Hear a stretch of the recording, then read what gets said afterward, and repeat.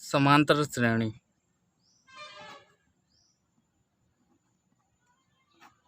English में बोलते हैं एरिथमेटिक सीरीज।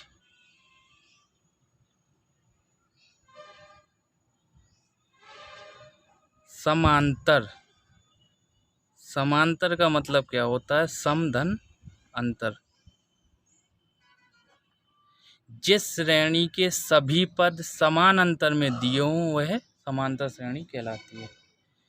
सम अंतर, जिस श्रेणी के सभी पद समान अंतर में दिए हों वह श्रेणी समांतर श्रेणी कहलाती है। अर्थात जिस श्रेणी के दो क्रमागत पदों का अंतर समान हो तो वह श्रेणी समांतर श्रेणी होगी। इसकी हम लोग डेफिनेशन लिखते हैं। डेफिनेशन में क्या है? जिस श्रेणी के दो क्रमागत पदों का अंतर समान हो तो वह श्रेणी समांतर श्रेणी होगी।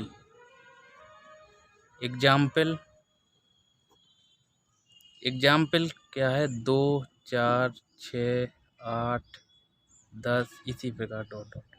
इसमें क्या है? दो पदों का अंतर।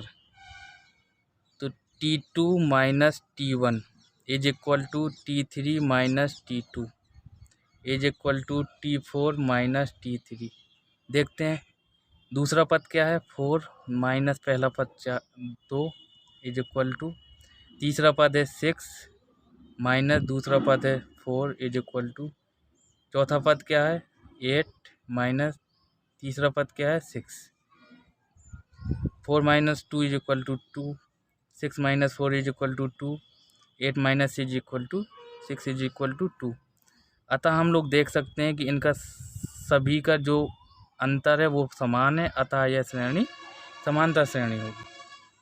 इसी प्रकार इसी क्रम में हम लोग आगे देखते हैं। अगर समांतर श्रेणी दी होती है तो हमें nवें पद का मान निकालने के लिए एक फॉर्मूला याद करना पड़ेगा, जिसका फॉर्मूला है Tn a plus n minus 1 into D. Tn होगा nवां पद, जो a होगा प्रथम पद होगा, n पदों की संख्या होगी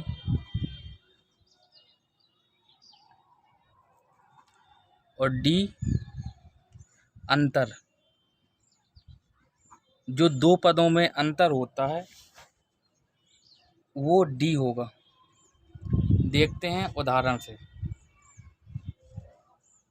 इसके उदाहरण देखने से पहले हम कुछ नियम पढ़ते हैं। जैसे नोट क्या है? नोट नंबर 1, यदि समांतर श्रेणी के प्रत्येक पद में एक अचर जोड़ा या घटाया जाए तो प्राप्त अनुक्रम भी समांतर श्रेणी होगी। यदि समांतर श्रेणी के प्रत्येक पद में एक अचर जोड़ा या घटाया जाए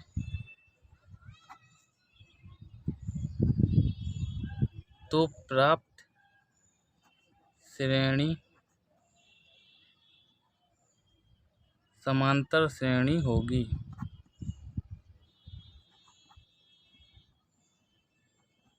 एग्जाम्पल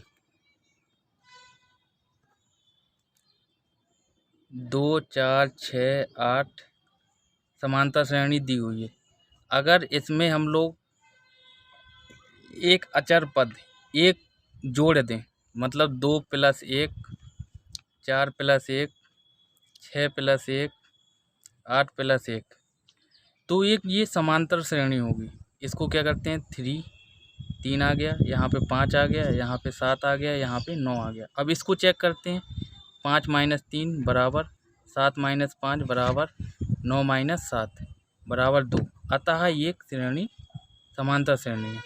इसी प्रकार हम एक अचर घटाते भी हैं, जैसे 2 माइनस 1, 4 माइनस 1, 6 माइनस 1, 8 माइनस 1। तो 1, 3, 5, 7। अब हम इसे चेक करते हैं, तो 3 माइनस 1 बराबर 5 माइनस 3 बराबर 7 माइनस 5 बराबर 2। अतः हम लोग कह सकते हैं कि किसी भी समांतर श्रेणी के प्रत्येक पद से अगर एक अचर जोड़ा या घटाया जाए तो प्राप्त श्रेणी समांतर श्रेणी होगी। नोट नंबर दूसरा आप लोग नोट कर लीजिए। नोट नंबर दूसरा ये है कि यदि किसी समांतर श्रेणी के प्रत्येक पद में एक अचर पद से गुणा किया जाए तो प्राप्त अनुक्रम भी समांतर श्रेणी होगी। जैसे 2, 4, 6, 8 आपको पता है कि ये समांतर श्रेणी है। अगर हम किसी भी अचर पद मतलब मान लीजिए इसमें 2 का गुणा करते हैं प्रत्येक पद में, तो 2 मल्टीप्लाई 2, 4 मल्टीप्लाई 2, 6 मल्टीप्लाई 2, 8 मल्टीप्लाई 2। अब हम जो श्रेणी प्राप्त होती है वो है 4, 8, 12, 16। अब हम इसे चेक करते हैं, तो 4 माइनस 8, 8 माइनस 4 बराबर 12 माइनस 8 बराबर 16 माइनस 12। देखते हैं इनका जो अंतर है वो 4 आ गया, प्रत्येक पद में 4 ही अंतर आया। देख लीजिए ये एक समांतर श्रेणी थी। हमने एक अचर पद 2 से सभी पदों में गुणा करवाया। उस गुणा करवाने के बाद जो भी श्रेणी प्राप्त हुई वो भी एक समांतर श्रेणी हुई। नोट नंबर तीसरा क्या है, आप लोग नोट करते जाइए, मैं एग्जाम्पल से आपको समझाता जाऊंगा।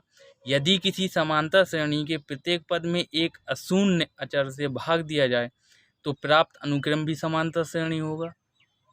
यदि किसी समांतर श्रेणी के प्रत्येक पद में एक अशून्य का मतलब इसलिए है क्योंकि अगर हम किसी भी संख्या में अगर 0 से भाग देते हैं तो उसका भागफल क्या आता है, अनंत। उसका जो मान आएगा वो अनंत आ जाता है। इसीलिए हमें अशून्य मतलब जो शून्य के अलावा बाकी संख्याओं से किसी भी संख्या का भाग दे सकते हैं। तो देख लीजिए यदि किसी समांतर श्रेणी के प्रत्येक पद में एक अशून्य अचर से भाग दिया जाए तो प्राप्त अनुक्रम भी समांतर श्रेणी होगा। जैसे 2, 4, 6, 8 आपको पता है ये समांतर श्रेणी है। हमने एक अशून्य अचर पद 2 ले लिया, जैसे 2 का भाग प्रत्येक पद में देते हैं तो कौन सी श्रेणी प्राप्त होती है, 2 से भाग दिया तो हमें श्रेणी प्राप्त हुई। अब हम लोग इसे चेक करते हैं कि ये श्रेणी समांतर है या नहीं। तो 2 माइनस 1 बराबर 3 माइनस 2 बराबर 4 माइनस 3 बराबर 1। अतः ये भी एक श्रेणी समांतर श्रेणी होगी।